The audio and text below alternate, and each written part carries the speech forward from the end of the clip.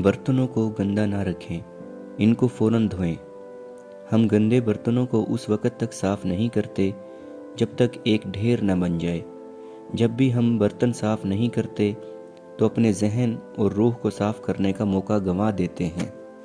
غیر ضروری چیزیں نہ خریدیں۔ ایک بار جب کوئی چیز گھر میں داخل ہو جائے تو یہ ہمارے لیے اور زمین کے لیے ایک بھاری بوجھ بن جاتی ہے۔ کم سامان کے ساتھ ذہن پرسکون رہتا ہے۔ صبح سب سے پہلے گھر کی صفائی کریں۔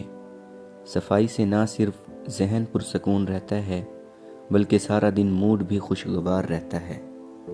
چیزوں کی دیکھ بھال کریں اور ضرورت پڑنے پر مرمت کریں۔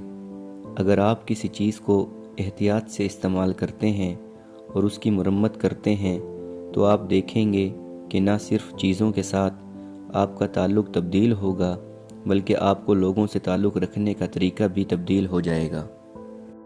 کھڑکیاں کھلی رکھیں۔ صبح صفائی کرنے سے پہلے کھڑکیاں کھولیں تاکہ تازہ ہوا اندر داخل ہو سکے۔ تازہ ہوا میں سانس لینا آپ کو فطرت سے جوڑتا ہے اور نیند سے جگاتا ہے۔